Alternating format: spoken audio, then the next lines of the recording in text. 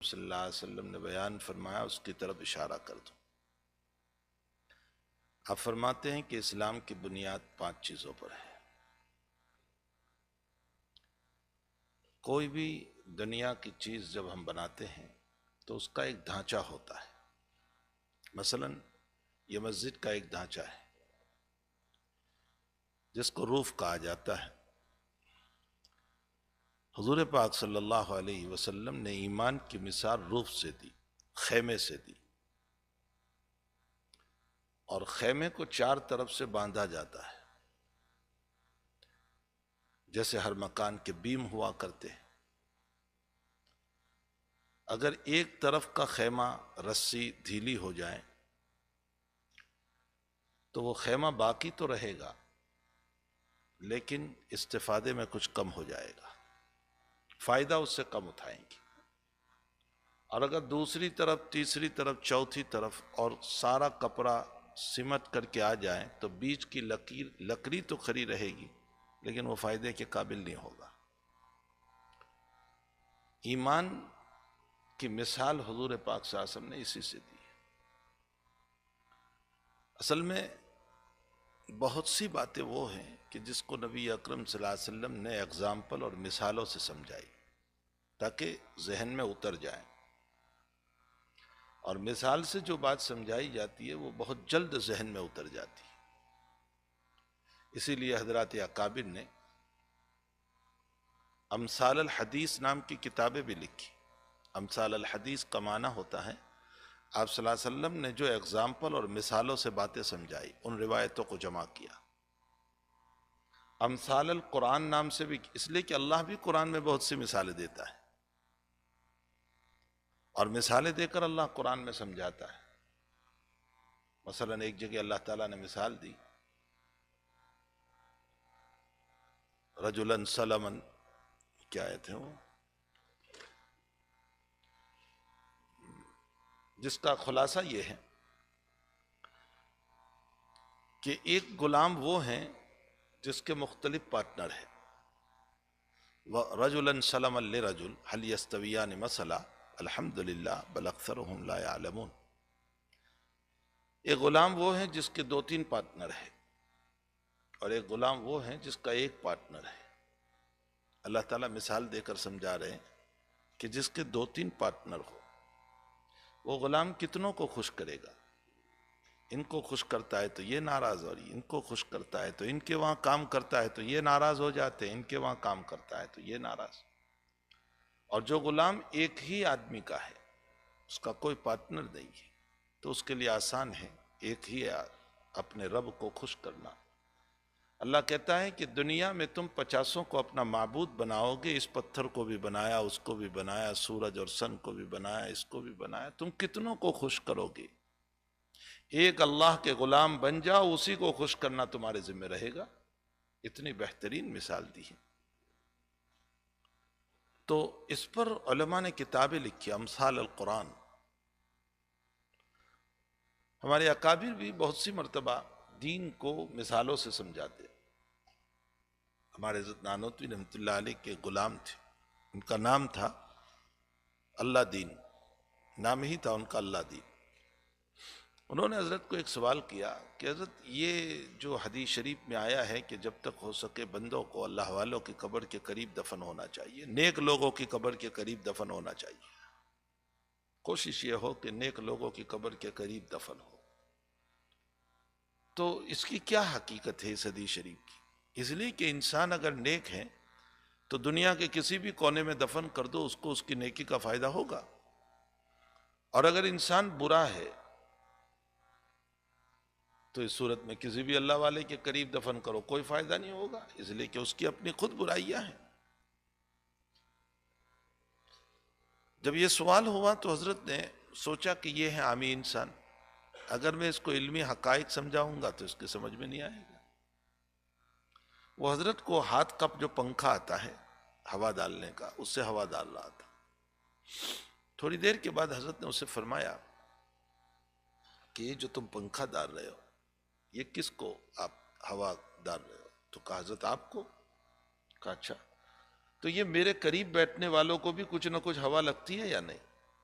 کہا جی حضرت لگ رہی ہے، لیکن مقصود آپ ہیں، یہ ضمناً ہے، اس لیے کہ جب پنکھا ڈالوں گا تو قریب میں بیٹھنے والوں کو بھی کچھ نہ کچھ لگ جاتی ہے، مقصود آپ ہے۔ تو فرمایا بیٹے تیرے سوال کا جواب ہو گیا۔ فرمایا حضرت کیسے؟ فرمایا پنکھا مجھے ڈال رہا ہے، قریب بیٹھنے والوں کو بھی کچھ نہ کچھ ہوا لگتی ہے،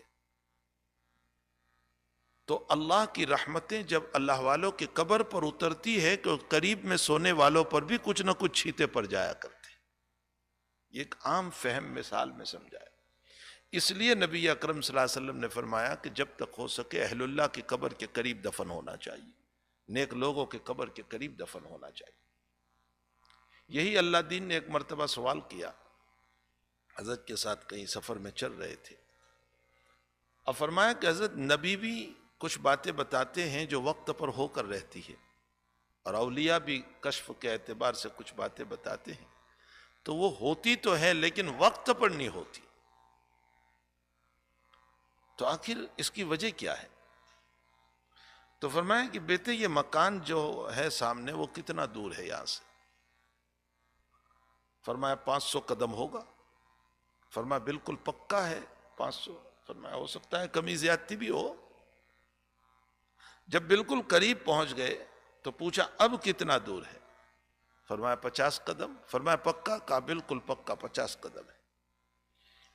حضرت نے فرمایا کہ بیٹے اسی طرح انبیاء بہت قریب سے دیکھتے ہیں، اس لیے ان کی بات جو وقت پر ہوتی ہے اسی وقت پر واقع ہوتی ہے، اور اولیاء دیکھتے تو ہیں لیکن دور سے دیکھتے ہیں، ان کے پاس نبوت نہیں ہے، وہ مقام نبوت پر نہیں ہے، اس لیے بات تو ہوتی ہے لیکن وقت کی تعین میں آگے پیچھے ہو جاتا ہے۔ بہت ساری مثالیں ہیں، ہمارے اکابر بھی جو ہیں اس کو مثالوں سے سمجھایا کرتے، جیسے مثلی ومثل ما بعثنی اللہ بالعلم والہدی کمثل الغیث الکثیر، بخاری شریف کتاب العلم کی روایت ہے، حضور پاک صلی اللہ علیہ وسلم فرماتے ہیں کہ میں جس علم و ہدایت کو لے کر آیا، میں جس علم کو لے کر آیا ہوں اس کی مثال بہت زیادہ بارش کی طرح ہے، غیث الکثیر، بہت زیادہ بارش کی طرح۔ یہ عجیب و غریب بات ہے، یہ علماء اس بات سے محظوظ ہوں گے کہ غیث کا ترجمہ بھی ہوتا ہے بارش، اور مطر کا ترجمہ بھی ہوتا ہے بارش، دونوں کا ترجمہ بارش ہے، لیکن قرآن کریم عذاب پر مطر بولتا ہے اور بارش پر غیث بولتا ہے۔ یہ علامہ زمخشری نے فرق بیان کیا ہے کہ قرآن جب بھی بولے گا مطر کا لفظ تو وہاں بارش مراد نہیں، وہاں عذاب مراد ہے، اور جب بارش کا معنی کرنا ہو تو غیث کا لفظ قرآن بولتا ہے۔ اسی لیے قوم لوط کے باب میں فرمایا وَأَمْطَرْنَا عَلَيْهِمْ مَطَرًا فَسَاءَ مَطَرُ الْمُنذَرِينَ، ہم نے ان پر عذاب برسایا۔ تو بہرحال حضور پاک صلی اللہ علیہ وسلم فرماتے ہیں کہ غیث الکثیر، میں جس علم کو، میں ہدایت کو لے کر آیا ہوں اس کی مثال بہت زیادہ بارش کی طرح ہے۔ محدثین اس کا مطلب یہ بیان کرتے ہیں کہ جیسے بارش کے ذریعے سے مردہ زمین آباد ہوتی ہے، اسی طرح حضور پاک صلی اللہ علیہ وسلم کے علم کے ذریعے سے مردہ قلوب زندہ ہوتے ہیں۔ اس دل پر جب حضرت کا علم پڑتا ہے تو یہ دل زندہ ہوتے ہیں۔ لیکن ہمارے حضرت جی مولانا یوسف صاحب رحمۃ اللہ علیہ، لوگوں نے ان کو صرف یہی سمجھا کہ وہ امیر تبلیغ تھے، بس امیر جماعت تھے۔ وہ امیر جماعت نہیں، بہت بڑے محدث تھے، امام تعبیر بھی تھے، تعبیر کے بہت بڑے وہ امام بھی تھے اس زمانے میں، اس کے ساتھ ساتھ وہ محدث بھی تھے۔ حضرت جی مولانا یوسف صاحب اس کا معنی اس زمانے کے اعتبار سے بیان کرتے ہیں، فرمایا کہ تم دنیا بھر کی چیزوں کو کھا لو پی لو لیکن پیاس تو پانی ہی سے بجھتی ہے۔ تم نے کولڈ ڈرنک پیا پھر کہتے پانی لاؤ، تم نے کوک پیا پھر کہتے پانی لاؤ، تم نے آئس کریم کھائی پھر کہتے پانی لاؤ۔ ارے بھائی ابھی ٹھنڈا پیا اور پانی مانگ رہے ہیں، ابھی آئس کریم کھائی اور پانی مانگ رہے ہیں، تو آپ بھی کہتے ہیں کہ بھائی پیاس تو پانی ہی سے بجھتی ہے۔ تو نبی اکرم صلی اللہ علیہ وسلم اپنے علم و ہدایت کی مثال پانی سے دے کر یہ سمجھانا چاہتے ہیں کہ تم ساری دنیا کے علوم حاصل کر لو، بڑی بڑی یونیورسٹیوں میں جا کر، اور لائر بھی بنو اور ڈاکٹر بھی بنو اور انجینئر بھی بنو اور سائنسٹسٹ بھی بنو اور جو چاہے بن لو، اور ساری دنیا کے علم حاصل کر لو، لیکن تمہارے دل کی پیاس تو میرے ہی علم سے بوجھنے والی ہے۔ میرے علم کے بغیر تمہاری پیاس نہیں بوجھ سکتی، میں جس کو لے کر آیا ہوں۔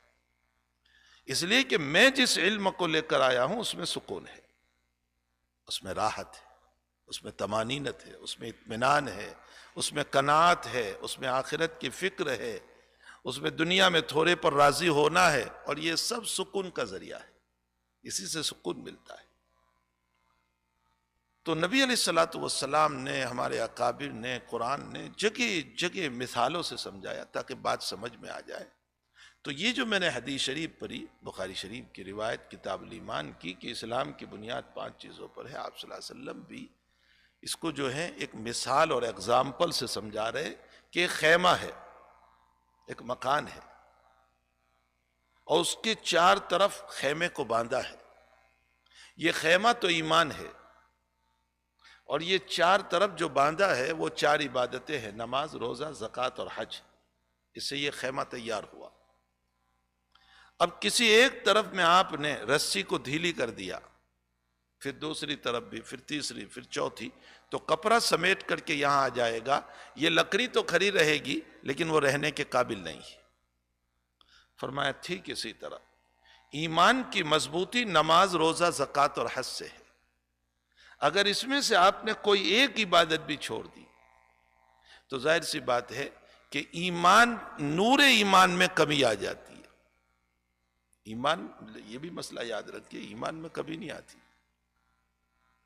بہت سے لوگ کہتے ہیں ایمان میں کمی آ جاتی ہے۔ ایمان کیا؟ ایمان نام ہے اللہ کی توحید کا، تو اس میں کمی کا کیا مسئلہ؟ اس میں کمی پر جاؤ گے تو شک ہو جائے گا، شک ایمان ہو ہی نہیں سکتا۔ ایمان نام ہے حضور پاک صلی اللہ علیہ وسلم کو ماننے کا، اس میں کمی کا کیا مطلب؟ وہ تو مانتے ہی ہے۔ نور ایمان میں کمی آتی ہے۔ اسی لیے عبداللہ ابن عباس کے سامنے جب یہ روایت آئی کہ لا یزنی الزانی حین یزنی وہو مومن، زانی زنا کرتا ہے تو ایمان اس کا نہیں رہتا، چور چوری کرتا ہے تو اس کا ایمان نہیں رہتا، ڈاکو اور لوٹنے والا جب لوٹتا ہے تو اس کا ایمان نہیں رہتا، تو عبداللہ ابن عباس سے پوچھا گیا کہ کیا ایمان ختم ہو جاتا ہے اس کا؟ حضرت نے فرمایا نور ایمان ختم ہو جاتا ہے۔ اس کے ایمان کا جو نور ہے نا، وہ اس گناہ کی وجہ سے ختم ہوتا ہے۔ اس سے یہ معلوم ہوتا ہے کہ عبادات کی وجہ سے ایمان کی روشنی میں اضافہ ہوتا ہے، اور گناہوں کی وجہ سے ایمان کی روشنی میں کمی آتی ہے۔ تو روشنی میں کمی زیادتی ہے، ایمان میں کمی زیادتی نہیں ہے۔ یہ مسئلہ بہت سمجھے۔ احناف ہو کر کے وہ تعویلیں کر لیتے ہیں اور اپنے آپ کو حنفی کہہ رہے ہیں۔ ابو حنیفہ کی تقریر تو یہ ہے، امام صاحب رحمۃ اللہ علیہ کی تو یہ تقریر ہے کہ ایمان میں کمی زیادتی ہوتی ہی نہیں ہے۔ ایمان تو ایک بسیط چیز ہے، یہ بسیط چیز ہے، آپ اس میں کوئی کمی زیادتی نہیں کر سکتے۔ یہ ربر نہیں ہے کہ آپ اس کو کھینچو۔ تو ایمان ایک بسیط چیز ہے، مرکب نہیں ہے، ملا ہوا نہیں ہے۔ اس لیے ایمان میں کمی زیادتی ہو نہیں سکتی، ایمان کی روشنی میں کمی زیادتی ہوتی ہے۔ عبادات کی وجہ سے روشنی زیادہ ہو جاتی ہے، گناہوں کی وجہ سے روشنی کم ہو جاتی ہے۔ تو بہرحال یہ ایمان ہے، اور اگر ہم نے نماز کو چھوڑا تو تھوڑی سی روشنی کم ہوئی، پھر روزے کو چھوڑا تو اور روشنی کم، پھر ادھر حج کو بھی چھوڑ دیا، زکوٰۃ کو بھی چھوڑ دیا، تو یہ سارا کپڑا سمیٹ کر کے یہاں آ گیا۔ یہ رسی تو کھری ہے، یہ لکڑی تو کھری ہے ایمان کی، ایمان ہے، ضرور ہے اس کے پاس، لیکن ان اعمال کے نہ ہونے کی بنیاد پر ایمان کمزور ہو گیا، اور اس کمزور ایمان پر شیطان کبھی بھی حملہ کر سکتا ہے۔ خوب یاد رکھیں، کمزور ایمان پر جو ہے نا، وہ شیطان کبھی بھی حملہ کر سکتا ہے، اور کمزور اور ضعف ایمان کی بنیاد پر وہ ہمارا ایمان کبھی بھی لوٹ سکتا ہے۔ معلوم ہوتا ہے کہ شیطان کا مقابلہ اگر کرنا ہو تو ایمان کو جس ٹونک سے مضبوط بنایا جائے گا، جس ویٹامن سے مضبوط بنایا جائے گا، وہ یہ 4 عبادت ہے۔ ان 4 عبادتوں کے ذریعے سے ایمان مضبوط رہتا ہے۔ اب اس میں ہمارے اکابر نے ایک عجیب و غریب تقریر فرمائی۔ ہمارے حضرت مدنی نور اللہ مرقدہ نے اس پر ایک تقریر فرمائی۔ حضرت فرماتے ہیں کہ انسان 4 عنصر سے، 4 چیزوں سے بنا ہے: آگ، پانی، مٹی اور ہوا، ہم ان چار چیزوں سے بنے ہیں، آگ ہے، پانی ہے، مٹی ہے، ہوا ہے۔ نبی اکرم صلی اللہ علیہ وسلم نے ہم کو چار عبادتوں کا حکم دیا ایمان کے بعد۔ یہ جو چار چیزیں ہیں، آگ، پانی، مٹی، ہوا، اس کی اپنی کوئی نہ کوئی خصوصیت ہے، کوئی نہ کوئی خاصیت ہے۔ آگ کی خاصیت یہ ہے کہ غرور و تکبر، اس کی خاصیت ہی ہے۔ آپ موم بتی کو جلا کر الٹی کرو تو بھی آگ اوپر جاتی ہے، سیدھی تو رہے گی لیکن یہ الٹی کرو سلگا کر تو بھی اوپر ہی جاتی ہے، تو اس کی خاصیت ہی ہے۔ اسی لیے شیطان چونکہ بنا تھا آگ سے، تو اللہ کے سامنے بھی اس نے وہی بات کہی، خلقتنی من نار و خلقتہ من طین، یہی غرور تکبر تھا۔ مجھے اس پر ایک بات یاد آئی کہ ہمیں کبھی بھی اس دشمن سے غافل نہیں رہنا چاہیے۔ سید الطائفہ جنید بغدادی رحمۃ اللہ علیہ کے حالات میں لکھا ہے، سید الطائفہ خود بھی بڑے ہیں اور ان کے پیر بھی بہت بڑے تھے، علامہ سر سقطی رحمۃ اللہ علیہ، ولی بھی بہت اعلیٰ، پیر بھی بہت اعلیٰ درجے کا اور ملید بھی اعلیٰ درجے کا۔ جنید بغدادی رحمۃ اللہ علیہ سے کسی نے سوال کیا، کسی نے کیا، ایک مرتبہ کوئی انسانی شکل میں ملا تو حضرت نے پوچھا کہ تو کون ہے؟ تو کہا میں وہی ہوں جس پر آپ لا حول پڑھتے رہتے ہیں، یعنی میں شیطان ہوں۔ کہا اچھا، تیری ملاقات ہو گئی تو مجھے ایک سوال ہے تجھ سے، اور وہ سوال یہ ہے کہ بھلا تیری سمجھ میں اتنی بات نہیں آئی، تو اتنا بڑا عالم، اتنا بڑا عارف، اتنی عبادت کرنے والا، علم والا، اتنا سا مسئلہ تھا کہ تو سجدہ کر لے آدم کو، تو تیری سمجھ میں کیوں نہیں آئی؟ اتنی سی بات تیری سمجھ میں نہیں آئی جب تو اتنے نالج اور علم والا ہے؟ تو اس کا جواب جو دیا ہے نا اس نے، شاید میں اور آپ بھی چکرا جائیں گے۔ اس نے جواب دیا کہ جنید سنو، اہل علم کے لیے جواب ہلانے والا ہے۔ وہ کہنے لگا کہ جنید میں تم سے ایک سوال کرتا ہوں کہ رب موجود ہو، خالق موجود ہو، اور اس کی موجودگی میں مخلوق کو سجدہ کروں، کیا ضمیر برداشت کرے گا؟ آپ انداز لگائیں کیا کہہ رہا ہے یہ۔ خالق موجود ہے، آقا موجود ہے، رب موجود ہے، اور اس کی موجودگی میں کسی مخلوق کو سجدہ کروں، ضمیر کیسے برداشت کرے گا؟ سید الطائفہ جنید بغدادی کہتے ہیں کہ اس کا جواب تھوڑی دیر کے لیے میرے دل میں بھی آ گیا کہ یہ تو واقعتاً صحیح دلیل دے رہا ہے کہ اللہ اور رب کے ہوتے ہوئے مخلوق کو سجدہ کیا جائے، یہ تو اللہ کی توہین ہے، خالق کی توہین ہے۔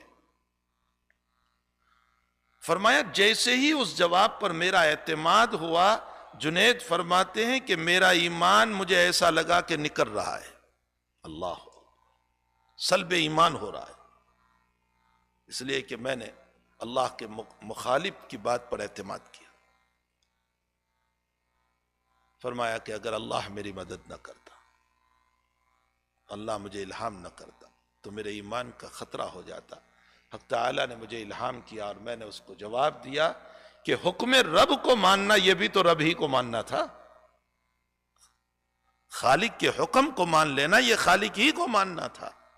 اب وہ چاہے خالق آدم کو حکم دے دے یا کعبۃ اللہ کے سامنے حکم دے دے، کہیں بھی حکم دے، اللہ ہی کو تو ماننا ہے۔ فرمایا تب جا کر مجھے میرے ایمان کے اوپر اطمینان ہوا۔ اسی لیے حسن بصری رحمۃ اللہ علیہ ایک مرتبہ نماز پڑھ رہے تھے اور مجمع دیکھ رہا تھا آپ کو، تو حسن بصری نے سلام کے بعد اپنے دل میں کہا کہ یہ سارا مجمع جو دیکھ رہا ہے اس سے حسن تو غرور میں نہ آ جانا، عجب اور خود پسندی میں نہ آ جانا۔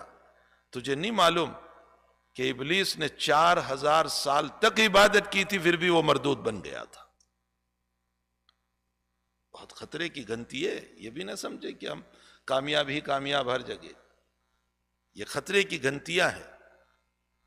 جو ہمارا دشمن ہے نا، اسے ہر وقت چوکنا رہنا چاہیے، پھر خصوصاً وہ دشمن جو نظر نہیں آتا، جو نظر آتا ہے اسے تو کچھ بھی مقابلہ ہو جائے، جو نظر ہی نہیں آتا اسے مقابلہ کیسے کیا جائے؟ اس لیے سوائے اللہ کی مدد کے اور کوئی مسئلہ نہیں۔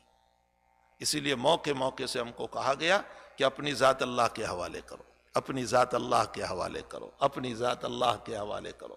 اعوذ باللہ من الشیطان الرجیم، فوراً کہا گیا اعوذ باللہ من الشیطان الرجیم، اللہ کے حوالے کرو اپنی ذات کو۔ ہمارے ڈاکٹر عبدالحی عارفی رحمۃ اللہ علیہ کا ایک ملفوظ ہے، فرمایا کہ روزانہ صبح کو اللہ کو یہ کہہ دیا کرو کہ بندہ کمزور ہے اور اپنی حفاظت نہیں کر سکتا، شیطان سے خصوصاً میں بچ نہیں سکتا ہوں، اس لیے کہ وہ جس انداز سے مجھ پر حملہ کرتا ہے، کبھی شریعت بتا کر حملہ کرتا ہے اور مجھے پتا بھی نہیں کہ میں شریعت کے ڈھانچے ہی میں برباد ہو رہا ہوں۔ یہ بھی اس کی چال ہوتی ہے کہ وہ شریعت کے ڈھانچے میں برباد کر دیتا ہے۔ کیسے؟ نماز تو ہم پڑھ رہے ہیں یہاں، لیکن نماز میں عجب پیدا کر دیا اس نے۔ اب میں سمجھ رہا ہوں کہ نماز بڑی اچھی میری ہو رہی ہے، لیکن میرے عجب کی وجہ سے اللہ کی نگاہ میں مردود ہو گیا، جس کو کہا جاتا ہے خود پسندی۔ کبھی کبر پیدا کر دیتا ہے، کبھی عجب پیدا کر دیتا ہے، کبھی کیا کر دیتا ہے۔ تو ڈاکٹر عبداللہ صاحب رحمۃ اللہ علیہ فرماتے ہیں کہ روزانہ اللہ کے سامنے اپنی ذات کو حوالے کر دو۔ پھر حضرت نے لفظ آج کل کا استعمال کیا ہے، سلنڈر کر دو۔ فرمایا جب کوئی اور ملک کا آدمی ہمارے ملک میں داخل ہو اور ہمارے ملک کی فوج جب اس کے سامنے گن اٹھاتی ہے اور وہ اپنے آپ کو سلنڈر کر دیتا ہے، تو اس صورت میں اس کے ساتھ راحت کا معاملہ کیا جاتا ہے۔ فرمایا اللہ کے سامنے اپنے آپ کو سلنڈر کر دو اور یوں کہو کہ اللہ میرے بس میں نہیں ہے اس سے بچنا، یہ کبھی میرے نفس کو لے کر کے مجھ پر حملہ کراتا ہے، بس تو ہی میری حفاظت کرنا۔ فرمایا روزانہ اللہ سے یہ کہہ دیا کرو۔ فائدہ کیا ہوگا؟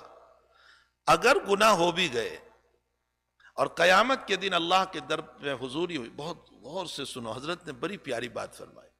قیامت کے دن اللہ کے در پر حضوری ہوئی اور حق تعالیٰ جل شانہ نے پوچھا کہ یہ گناہ تو نے کیوں کیا تھا، تو اس وقت ہم کہیں گے کہ اللہ میری بڑی کوشش تھی بچنے کی، لیکن شیطان نے کرایا تھا۔ تو اللہ اس پر جرح کرے گا کہ شیطان نے کرایا تھا تو کہاں تھا؟ فرمایا اس وقت ہم اللہ کو یہ کہیں گے اللہ میرے تو بس میں تھا ہی نہیں، وہ تو ایسی جگہ سے حملہ کرتا تھا کہ مجھے دکھائی نہیں دے رہا تھا، اس لیے تو میں نے میری ذات کو تیرے حوالے کر دیا تھا کہ تو بچا لے، اب تو نے ہی نہیں بچایا تو میں کیا کروں؟ ڈاکٹر صاحب رحمۃ اللہ علیہ فرماتے ہیں انشاءاللہ نجات کا ذریعہ نکل جائے گا۔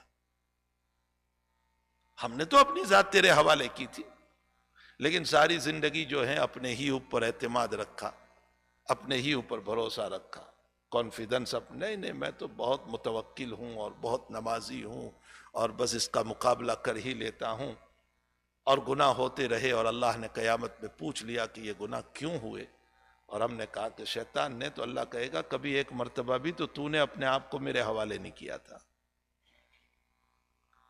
تو ڈاکٹر صاحب فرماتے ہیں کہ یہ حوالے کرنا بہانہ ہے ایک اللہ سے نجات کا، اس بہانے سے رب کریم جو ہے قیامت میں ہماری حفاظت کر لے گا۔ تو آگ کی خاصیت ہے غرور و تکبر، اور مٹی کی خاصیت ہے بخیلی۔ مٹی بڑی بخیل ہے، اس میں خزانے کے خزانے ہیں لیکن وہ کبھی نہیں دے گی آپ کو۔ اور پانی کی خاصیت ہے لالچ، ہرس۔ یہ جب فلڈ چلتا ہے تو امیر کو بھی بہا لیتا ہے، غریب کو بھی بہا لیتا ہے، فریز کو بھی بہا لیتا ہے، دکانوں کو بھی بہا جاتا ہے، اس میں ہرس اور لالچ ہے۔ اور ہوا کی خاصیت ہے انانیت، جہاں میں رہوں وہاں کوئی نہ رہے، اسی لیے گین اور بول میں ہوا بھری ہے اور آپ دوسری ہوا بھرو تو گین پھٹ جاتا ہے اور اندر کی ہوا باہر نکل آتی ہے۔ آپ اس سے پوچھو کہ میں دوسری ہوا دار رہا ہوں، تو کیوں نکل آئی؟ تو وہ کہے گی میرے ہوتے ہوئے کوئی نہیں آ سکتا ہے۔ یہی انانیت ہے کہ میرے ہوتے ہوئے کوئی نہ آئے، میری چیئر، میرا عہدہ، میرا مقام، اس پر کوئی نہیں۔ تو یہ چار برائیوں کی جڑ ہے، آگ سے پیدا ہونے والا تکبر، مٹی سے پیدا ہونے والی بخیلی، پانی سے پیدا ہونے والے حرص اور لالچ، اور ہوا سے پیدا ہونے والی انانیت، یہ چار دنیا کے مہلک ترین امراض ہے، اور ساری دنیا انہی فتنوں میں مبتلا ہے۔ آپ حکومت سے لے کر فیملی تک دیکھ لو، یا تو جھگڑوں کی بنیاد تکبر ہے، یا جھگڑوں کی بنیاد بخیلی ہے۔ بھائی بھائی میں اور بھائی بہن میں جھگڑے کیوں ہو رہے ہیں؟ اسی بنیاد پر تو جھگڑے ہو رہے ہیں کہ بھائی بخیل بنا ہوا ہے، میراث نہیں دے رہا ہے، قبض کر کے بیٹھا ہے، اسی لیے تو سارے جھگڑے ہو رہے ہیں۔ تو بخیلی بنیاد ہے جھگڑوں کی، تکبر بنیاد ہے فتنوں کی، حرص اور لالچ بنیاد ہے دنیا کے جھگڑوں کی۔ اسی لیے مجھے جب حرص ہوتی ہے تو میں دوسروں کا حصہ ہی دینا نہیں چاہتا، اور جھگڑوں کی بنیاد انانیت ہے۔ حق تعالیٰ جل شانہ نے چار عبادتوں کو مشروع فرمایا، اور یہ فرمایا اگر ان چاروں کو خشوع اور خضوع کے ساتھ ہمارے شرائط کے مطابق اگر تم ادا کرو گے تو یہ چاروں برائیاں دب جائے گی، مٹ جائے گی۔ میں نہیں کہہ رہا ہوں، لفظ پر غور کریں، مٹ جائے گی نہیں، تکبر کو مٹانا نہیں ہے، اس لیے کہ تکبر کو مٹانے کے لیے آگ مٹانا پڑے گا۔ ہمارے بدن میں آگ بھی ہے، اور آگ مٹا دو گے تو بدن ٹھنڈا ہو جائے گا، اور بدن ٹھنڈا ہوگا تو پھر جو ہے قبرستان رسائی ہو جائے گی۔ بخیلی مٹانے کے لیے مٹی مٹانا پڑے گا، حرص اور لالچ کو مٹانے کے لیے پانی مٹانا پڑے گا، انانیت کو مٹانے کے لیے ہوا بند کرنا پڑے گا۔ ظاہر سی بات ہے یہ مطلب نہیں ہے، بلکہ ان صفات کی ضرورت بھی ہے، یہ نہیں کہ کلی طور پر مٹا دو، بعض جگہوں پر ضرورت ہے، جیسے میدان کے اندر ضرورت پڑتی، رمل کر رہے ہیں تو ذرا ضرورت پڑتی ہے شان بتانے کی۔ حضرت نے فرمایا انا النبی لا کذب انا عبد المطلب، میں عبد المطلب کا بیٹا ہوں، میں نبی ہوں، جھوٹا نہیں ہوں۔ سلمہ ابن اقوا پتھر مارتے جا رہے ہیں اور فرماتے ہیں انا ابن الاقوا اليوم یوم الرزہ، میں ابن الاقوا ہوں، یعنی میرا باپ بہت بڑا بہادر تھا، میں ابن الاقوا ہوں، اقوا کا بیٹا ہوں، آج کمینوں کی ہلاکت کا دن ہے۔ تو کبھی ضرورت پڑتی ہے، اس لیے تکبر مٹانا نہیں ہے، تکبر کو صحیح راستے پر لانا ہے۔ بخیلی کو مٹانا نہیں ہے، اگر بخیلی مٹ جائے گی تو اسراف میں مبتلا ہوں گے، اور ان اللہ لا يحب المسرفین، اللہ اسراف کو پسند نہیں کرتا، تو اسراف سے تو بخیلی کرنا ہی پڑے گا ہمیں۔ پھر اسراف اور تبذیر میں فرق ہے، یاد رکھیں، قرآن دو لفظ استعمال کرتا ہے، ان المبذرین کانوا اخوان الشیاطین، اور لا يحب المسرفین۔ اسراف ضرورت کے اندر حد سے زیادہ استعمال کرنا، اس کو اسراف کہتے ہیں۔ ضرورت ہے، مجھے کپڑوں کی ضرورت ہے، لیکن جہاں میں $100 کا کپڑا پہن سکتا تھا میں نے $500 استعمال کیے، یہ اسراف ہے۔ اور جہاں بالکل ضرورت نہیں تھی اور وہاں میں نے استعمال کیا، یہ تبذیر ہے، کوئی ضرورت نہیں تھی۔ شادی میں اگر میں نہ بھی کھلاتا تو کوئی ضرورت نہیں تھی، اور میں نے قرض لے کر کے یا انٹرسٹ پر پیسے لے کر کے کھلایا، یہ تبذیر ہے۔ ان المبذرین، اس لیے تبذیر پر کانوا اخوان الشیطان فرمایا، وہ شیطان کے بھائی ہے۔ تو اسراف اور تبذیر میں فرق ہے۔ بہرحال ہمیں ضرورت ہے اس صفت کی بھی کہ بالکل بخیلی کو ختم نہیں کرنا ہے، اس کو رہنے دینا ہے تاکہ صحیح جگہ پر استعمال ہو۔ تو بہرحال میرے بھائیو، حقیقت یہ ہے کہ یہ چار صفات بنیاد ہے دنیا میں فساد کی، اور ان چاروں صفتوں کو دبانے کے لیے حق تعالیٰ نے چار عبادتیں دی۔ فرمایا نماز کو صحیح طور پر اگر ادا کرو گے تو انشاءاللہ تعالیٰ یہ نماز تمہارے تکبر کو دبا دے گی۔ ان الصلاۃ تنہی عن الفحشاء والمنکر، تمہارا تکبر دب جائے گا۔ اور اگر تم نے زکوٰۃ کو صحیح طور پر حساب کر کے دیا ہے تو تمہاری بخیلی دبے گی، ذرا طبیعت کھلے گی دینے کے لیے، مال کو لے کر کے سانپ بن کر کے نہیں بیٹھو گے، خرچ کرو گے اللہ کے راستے۔ تو زکوٰۃ کو اس لیے مشروع فرمایا تاکہ بخیلی دبے، اور روزے کو اس لیے مشروع فرمایا کہ واقعتاً اگر روزہ رکھا ہے جو غیبت سے پاک ہو، جھوٹ سے پاک ہو، برائیوں سے پاک ہو، لغزشوں کے پاک ہو، گندے الفاظ سے پاک ہو، صاف ستھرا روزہ ہو تو پھر اس روزے کا فائدہ یہ ہوگا کہ حرص دب جاتی ہے. اب دیکھیں افطاری کو 5 منٹ کی دیر ہوتی ہے، دسترخوان سجا ہوا ہے، گلا خشک ہو رہا ہے، پانی پینے کو جی چاہ رہا ہے، شربت پینے کو جی چاہ رہا ہے، کولڈ ڈرنک پینے کو جی جا رہا ہے، لیکن ہاتھ پھر بھی نہیں بھر رہا ہے. بھئی کیوں نہیں بھرا رہے ہو ہاتھ؟ تو کہتے اللہ کا حکم بھی نہیں ہوا. کس نے روکا ہے آپ کو؟ اچھا آپ ایک الگ کمرے میں بیٹھے ہیں جہاں آپ کو دیکھنے والا کوئی نہیں، آپ اکیلے ہیں اور آپ کے سامنے دسترخوان ہے، شربت بھی ہے اور کولڈ ڈرنک بھی ہے اور شربت بھی ہے اور سموسے بھی ہے اور کیا کیا ہے، اور آپ تنہا بیٹھے ہوئے ہیں، اکیلے ہیں. وہاں آپ کو کوئی نہیں دیکھتا ہے، پھر بھی آپ وقت سے پہلے پانی نہیں پیتے، اس لیے کہ آپ یہ کہتے ہیں میرے اللہ کا حکم نہیں. یہ کس نے ہم کو روکے رکھا ہے؟ یہ اسی روزے نے روکے رکھا ہے، اللہ کی اس عبادت نے. معلوم ہوتا ہے کہ روزہ اگر صحیح طور پر ہم رکھیں گے تو حرص دب جائے گی. اور حج جیسی عبادت جو ہے نا بہت اہمیت کے حامل ہے، بہت اہمیت کے حامل ہے. اگر حج کو صحیح طور پر کیا، صرف بھائی صاحب کہلوانا مقصود نہیں کہ حاجی کا لیبل لگ جائے. ہمارے استاد محترم تھے، اللہ غری کے رحمت فرمائے، حضرت ماں ابراہیم صاحب اندوری رحمت اللہ علیہ. ہم نے ان سے مسلم شریف پڑھی تھی، بخاری جلد ثانی پڑھی تھی.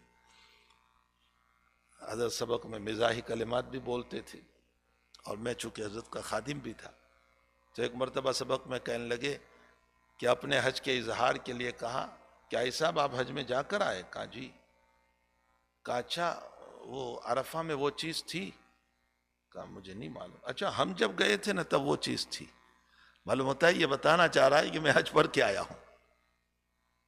کبھی اپنے تہجد کا اظہار کرنے کے لیے کہتا ہے میں 4 بجے آج اٹھا تھا تو کتے بہت بھونک رہے تھے. گویا یہ بتانا چاہ رہا ہے کہ میں تہجد کے لیے اٹھا تھا. تو صرف حاجی کا نام لینا مقصود نہیں. حج یہ اس لیے نہیں ہے کہ میں حاجی کا لیبل لے لوں اپنے اوپر. حج کا ایک اہم مقصد ہے، اور وہ مقصد انانیت کو دبانا ہے. کیسے دبتا ہے؟ رب کریم ہم کو یہاں سے اٹھا کر وہاں لے جاتے ہیں. اپنے مقام پر تو سارے ہی لوگ پہچانتے ہیں کہ حضرت ہے، حضرت ہے، حضرت ہے اور فلاں ہے اور یہ عہدہ ہے. سارے لوگ لے گئے ہم کو وہاں جہاں کوئی پہچانتا نہیں. اچھا وہاں بھی پہچاننے والے مل گئے، کہا لائیے ہم آپ کا بیگ اٹھا لیں، ہم آپ کا سامان اٹھا لیں. تو حق تعالیٰ نے فرمایا کہ 2 چادریں پہن لے تاکہ تجھے کوئی پہچانے ہی نہیں. اب سارے لوگ 2 چادر پہنے ہوئے، یہ پتہ ہی نہیں چلتا کہ اس میں حضرت کون ہے اور میئر کون ہے اور اس میں ڈی ایس پی کون ہے اور اس میں شیخ الحدیث کون ہے اور مفتی کون ہے، کچھ پتہ نہیں چلتا. بس 2 چادروں کے اندر سارے لگے ہوئے ہیں. ساری انانیت کو اللہ تعالیٰ نے دبا دیا. فرمایا اسی احرام سے تو یہ سبق لے لینا کہ مجھے اپنی شان کو ختم کرنا ہے. شان صرف اللہ کی ہے. اس پیشاب کرنے والے کی کیا شان ہوا کرتی ہے کہ جو جگہ جگہ پر محتاج ہوا کرتا ہے. یہ ہمارے در شیخ رحمت اللہ علیہ کا جملہ ہے، حضرت مولانا زکریا صاحب رحمت اللہ علیہ کا. اس کی کیا شان ہوا کرتی ہے جو تھوڑی تھوڑی دیر میں پیشاب کا محتاج ہو جاتا ہے، بھلا اس کی کیا شان ہوتی ہے. فرمایا واقعتاً احرام کے موقع پر اگر ہم نے یہ تصور کیا کہ اللہ تو میری انانیت کو دبا دے اور میری شان وان کے مسئلے کو اے اللہ العالمین دبا دے، اگر واقعتاً اس انداز سے حج کیا ہے تو انشاءاللہ تعالی یہ حج جو ہے کیوم ولدتہ امہ، اس کے لیے ایسا بنے گا کہ اس کی ماں نے اس کو آج پیدا کیا ہے. اس کے گناہ معاف ہو جائیں گے، اللہ تعالیٰ اس کو معاف کر کے وہاں سے واپس لے آئے گا. تو بہرحال یہ ہمارے حضرت مدنی نور اللہ مرقدہ کی تقریر ہے جو حضرت نے بخاری کے درس میں فرمائی تھی. ایک مرتبہ سبق پڑھاتے ہوئے ذہن میں آیا کہ لاؤ اسی کو میں نقل کر دوں ذرا آسان الفاظ میں تاکہ یہ سمجھ میں آ جائے. تو حقیقت یہ ہے کہ ہمارے اندر 4 بیماریاں ہیں. ایک تکبر ہے اور اسی کے ساتھ بخیلی ہے، اور اس کے ساتھ جو ہے حرص اور لالچ ہے اور انانیت ہے. اور یہ 4 بیماریاں ساری دنیا کے فتنوں کی بنیاد ہے، فتنوں کی جڑ ہے، اوپر سے لے کر نیچے تک. انہی بیماریوں کو قابو میں کرنے کے لیے رب کریم نے ایمان کے بعد ہمیں 4 عبادت عطا فرمائی. جو نماز ہے جس سے تکبر دب جاتا ہے، اور جو روزہ ہے جس سے حرص دب جاتا ہے، اور زکوٰۃ ہے جس سے بخیلی دب جاتی ہے، اور حج ہے جس سے انانیت دب جاتی ہے. اور اس پر ایک تقریر ہمارے بزرگوں نے جیسے حضرت شاہ ولی اللہ صاحب رحمۃ اللہ علیہ نے جمال و جلال کے اعتبار سے بھی فرمائی ہے کہ رب کریم کی دو شان ہے، ایک جمالی ہے ایک جلالی ہے.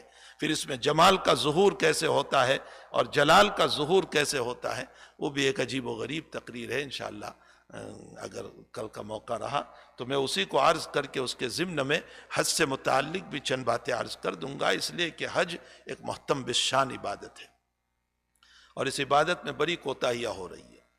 حقیقت یہ ہے کہ بہت سے لوگوں پر حج فرض ہو جاتا ہے لیکن وہ عذر کرتے رہتے ہیں کہ ابھی بچے کا نکاح باقی ہے، بچی کا نکاح باقی ہے، ابھی تو مکان کا جو ہے ہر مہینے پیسے بھرنا ہے. بھائی وہ تو ساری زندگی بھرنا ہے، وہ تو ساری زندگی بھرنا ہے. اب ہم نے لیا ہے تو وہ ساری زندگی بھرنا ہی پڑے گا. لیکن دوسری طرف ہمارے پاس استطاعت ہے تو اس استطاعت کو مد نظر رکھتے ہوئے ہمیں اپنا حج پڑھ لینا چاہیے، کل لینا چاہیے. حقیقت یہ ہے کہ دیکھیے اس وقت کے آنے سے پہلے حج کر لیں کہ پھر ہم چاہیں گے تو بھی حج نہیں کر پائیں گے. آج دیکھیے ایسے حالات آ چکے ہیں کہ اس وقت جو ہے اعلان کیا گیا ہے کہ 65 والا اور اس سے اوپر کا جو ہوا کرتا ہے وہ حج کے لیے نہیں آ سکتا. آج تک ہر عمر والا جاتا تھا، 90 سال کی عمر والا بھی جاتا تھا، 80 سال کا. اب 65 کی عمر والا نہیں جا سکتا. تو جنہوں نے نہیں کیا ہوگا حج، آپ وہ پچھتا رہے کہ کاش ہم حج کر لیتے تو اچھا ہوتا. اب امید پر ہم بیٹھے ہوئے ہیں کہ چلو آئندہ شاید کھل جائے گا، لیکن آئندہ کھلنے تک میں میری زندگی کھلی ہوئی ہے یا نہیں اس کا کوئی مسئلہ تھوڑے ہی ہے کہ میں زندہ بھی رہوں گا یا نہیں رہوں گا، یا اپنے سر پر ایک بہت بڑا بوجھ لے کر کے، اپنے حج کے بوجھ کو لے کر کے کہیں نہ جاؤں. اس لیے ہمیشہ ایک بات کو یاد رکھیں کہ یہ جو نیک کاموں کے جذبات جو دل میں پیدا ہوتے ہیں نا، خوب غور سے سنیں. مفتی محمد شفیع صاحب رحمۃ اللہ علیہ فرمایا کرتے تھے کہ جو نیک کاموں کے جذبات پیدا ہوتے ہیں نا، اس میں تاخیر نہ کرو. مجھے ابھی دل میں آیا کہ 2 رکعت نماز پڑھنا ہے، اللہ اکبر، فوراً پڑھ لو. میرے دل میں آیا کہ مجھے 2-5 روپے اس کو دینا ہے، دے دو اسی وقت. دل میں آیا کہ اس سال مجھے حج کرنا ہے، کر لو. نیک کام جتنے بھی دلوں میں جذبات آتے ہیں نا، حضرت مفتی شفیع صاحب رحمۃ اللہ علیہ فرمایا کرتے تھے یہ اللہ کے مہمان ہے، یہ اللہ کے مہمان ہے. اور میرا مہمان میرے گھر پر آئے، میں اس کا اکرام کروں گا تو دوسری مرتبہ آئے گا، اور اگر اکرام نہیں کروں گا تو دوسری مرتبہ نہیں آئے گا. میں نے جو جذبات نیک کاموں کے پیدا ہوئے اگر اس کو ادا کیا تو پھر اللہ مزید توفیق دے گا، اور اگر میں نے ادا نہیں کیا تو پھر اللہ توفیق نہیں دے گا. ان نیک کاموں کے جذبات پیدا نہیں ہوں گے. اس لیے ہمیں چاہیے کہ جو نیک کاموں کے جذبات دلوں میں پیدا ہو اس کو فوری طور پر ادا کر لینا چاہیے. اور ابھی بھی 65 کے اندر جو لوگ ہیں اور حج نہیں ہوا ہے اور استطاعت ہو چکی ہے، ان کو موقع ہے کہ ابھی بھی وہ لوگ اپنا حج کر لیں. نہ معلوم کیا سے کیا قوانین کی تبدیلی آ رہی ہے، قانون کے مسائل کیا آ رہے ہیں. اسی لیے بہت سی مرتبہ جو ہے پھر ہمارے حضرت شیخ یونس صاحب قدس سرہ خاص طور پر ہم کو ایک نصیحت کرتے تھے، بھائی جوانی ہے عبادت کر لو. کہا کرتے تھے جوانی ہے عبادت کر لو، بڑھاپے میں چاہو گے تو بھی کھڑے ہو کر نماز نہیں پڑھ پاؤ گے. بڑھاپا آ جاتا ہے پھر انسان چاہتا ہے تو بھی کھڑا ہو کر نہیں نماز پڑھ پاتا، رکوع سجدے اشاروں سے کرتا ہے، اس میں وہ جان بھی نہیں رہتی. جو ہم جو ہے اتھک بیٹھک کر کے جو نماز پڑھتے ہیں اس میں جو جان ہوتی ہے وہ اس میں جان نہیں رہتی ہے. اس لیے فرمایا جوانی ہے تو ابھی عبادت کر لو، بڑھاپا آئے گا تو چاہو گے تو بھی صحیح طور پر تم نماز نہیں پڑھ پاؤ گے. نہ معلوم کتنی سنتیں چھوٹ جاتی ہے اس کے اندر. جب ہم بیٹھ کر کے نماز پڑھتے ہیں تو کتنی سنتیں ہماری رہ جاتی ہے. اللہ تعالی ہم تمام کو ان باتوں پر عمل کی توفیق عطا فرمائے. الحمدللہ رب العالمین والعاقبۃ للمتقین والصلاۃ والسلام علی اشرف الانبیاء والمرسلین وعلی آلہ وصحبہ اجمعین. ربنا آتنا فی الدنیا حسنہ وفی الآخرۃ حسنہ وقنا عذاب النار. اللہم اعنا علی ذکرک وشکرک وحسن عبادتک. اللہم زدنا ولا تنقصنا، اللہم زدنا ولا تنقصنا، اللہم زدنا ولا تنقصنا، واکرمنا ولا تہنا، واکرمنا ولا تہنا، وآتنا ولا تحرمنا، وآثرنا ولا تؤثر علینا، وارزنا وارض عنا یا رب العالمین، یا غیاث المستغیثین، یا ارحم الراحمین، یا فعالا لما یرید. انت مولانا ونحن عبادک فاغفر لنا ذنوبنا وکفر عنا سیئاتنا وتوفنا مع الابرار. اللهم ربنا تقبل منا انك انت السميع العليم وتب علينا يا مولانا انك انت التواب الرحيم وصلى الله على النبي الكريم.